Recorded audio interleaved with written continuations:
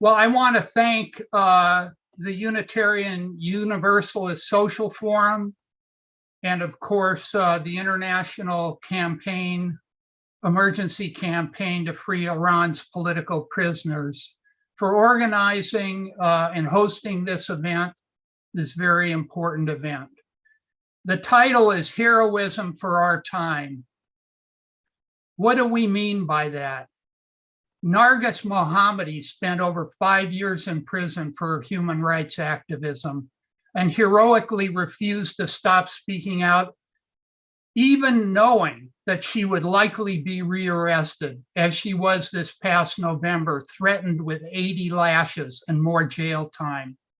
Journalist Sepideh Golian was jailed for reporting on struggling sugarcane workers and heroically continued reporting, this time on the brutal treatment of women in the, quote, forgotten hell of Bushehr prison, knowing she could face more charges, torture, even death. Lawyers at the Association for the Protection of Civil Rights in Tehran have heroically defended those targeted by the regime, realizing full well they could be next, imprisoned like human rights attorney Nasrin Sotoudeh. And in August, 7 were cast into Iran's dungeons along with their clients. This is heroism for our time. Heroism demonstrated by women imprisoned for opposing patriarchal enslavement, by ethnic and religious minorities brutalized for fighting discrimination, environmentalists jailed for protecting wildlife, artists and intellectuals persecuted for thinking, creating, speaking, striking workers defying violent suppression, revolutionaries imprisoned for fighting for human emancipation. Many of these heroes have been tortured, held in solitary confinement, denied legal rights and medical aid, like Miriam's mother was and many others. They've been sentenced after sham trials in kangaroo courts, where verdicts come first, evidence later, if at all, yet they've persevered. This is heroism crucial to fighting injustice and for a better world, and heroism that shows the potential for that new world. Heroism not simply to admire, but to emulate and spread. Heroism that must be defended and fought for. The Islamic Republic is trying to imprison Iran's future by imprisoning the committed, the courageous, the far-sighted. We mustn't let this happen. Free Iran's political prisoners now. This is what the IEC, the International Emergency Campaign, is aiming for. Nothing less, and I invite everyone to join and spread this campaign. How can we actually free Iran's political prisoners now in the grip of such a vicious fascistic regime?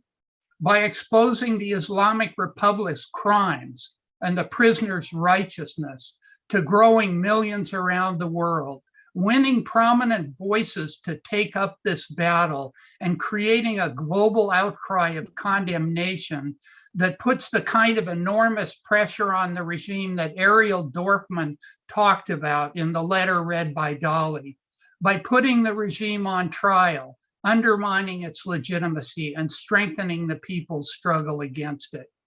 We've already seen evidence of the impact of our global effort and those of prisoners, family members, and supporters, human rights organizations, writers groups, legal societies, and others. Regime officials have complained that some prisoners have become world famous. We've heard prisoners' spirits have been buoyed by watching or hearing our IEC forums and other groups' efforts. And after George Floyd's brutal murder, we all saw what a powerful impact the actions of millions worldwide can have on how people think and act. Already thousands around the world have responded to the emergency campaign, but to free the prisoners whose lives truly hang in the balance from this vicious, murderous regime, We have to take this campaign and the struggle to a whole other level. Many, many more, starting now in this new year, and it's so important we're kicking it off with this program. Many, many more need to join this campaign. They need to help raise the many, many thousands of dollars needed to publicize this dire emergency throughout society and the world. This needs to be made an issue that can't be ignored, that many millions more know about and feel compelled to act on. For that to happen, and for any hope of a better world, people here in the US, the belly of the imperialist beast, need to stop thinking about themselves and America first and start thinking about humanity and the planet first, including facing the horrors and rejecting the vilification America's visited on the Iranian people. This is especially crucial now when the drums of war are sounding once again, with the US and Israel debating whether to attack if talks with Iran fail. In other words, how to maintain their nuclear monopoly and stranglehold on the Middle East and the world. Laden described the kinds of reactionary groups the Islamic Republic supported, but for everyone the IRI supporting, the US is supporting Israel. They're supporting the butchers of Saudi Arabia that have pushed 14 million people in Yemen to the brink of starvation. They're backing up tortures and murders in Egypt, and we can go all the way around the world. This is why the emergency campaign proceeds from the interests of humanity, not the agendas of any of the world's reactionary powers.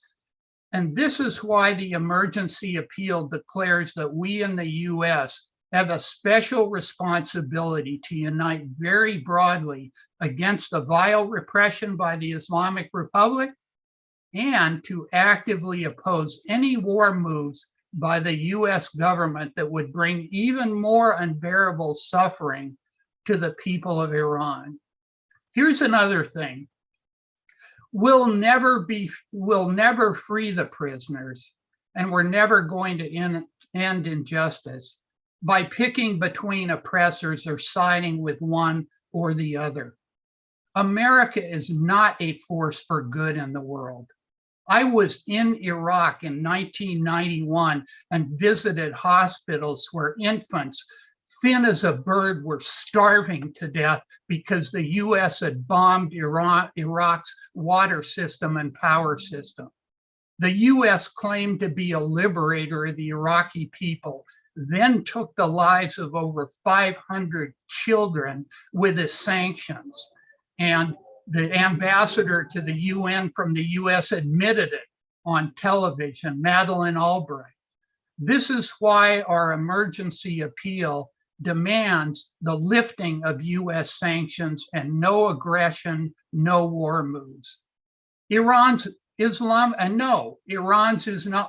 Republic is not an alternative, an anti-imperialist alternative to global capitalism and the American empire. These governments, the US and Iran, are not clashing over liberation. They're clashing over reactionary and influence and power in the region and the globe. My understanding, and I studied the Middle East for quite some time. I was in Iran in 1979. I saw the brutality of the Islamic Republic firsthand and up close and personal. But my understanding of this global clash between Islamic fundamentalism and Western imperialism has been deepened and clarified by crucial analysis from the revolutionary leader and author of The New Communism, Bob Avakian. He analyzes that this conflict is between historically outmoded strata among colonized and oppressed humanity up against historically outmoded ruling strata of the imperialist system. That these two reactionary poles reinforce each other, even while opposing each other. that if you side with either of these outmodeds and support any of their actions, no matter how they justify them, you end up strengthening both. And that of these two reactionary outmoded forces, it's the United States which has done the greater damage and poses the greater threat to humanity. And just think about the nuclear threat and the threat of climate change, and what power in the world has done more to endanger all of humanity than the United States. Look across the Middle East, from Libya to Iraq and Iran to Afghanistan. You'll see devastating evidence of this terrible dynamic and the urgent need to break out of it and bring forward another way. The international emergency campaign to free Iran's political prisoners is about justice. It's about our shared humanity. We're about breaking barriers between people and crossing borders and boundaries, not erecting them. Fighting for Iran's political prisoners is part of building the spirit of internationalism, and it's part of fighting for another way the world can be.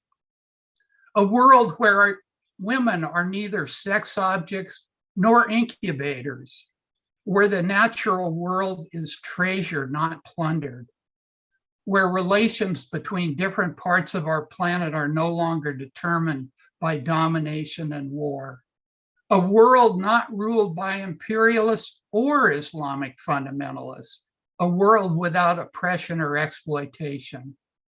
So we're fighting to help free the caged birds, Iran's political prisoners, so they can soar and sing, so that we can all soar and sing together in common struggle for a future worthy of human beings. Join us. Free Iran's political prisoners now. Thank you so much.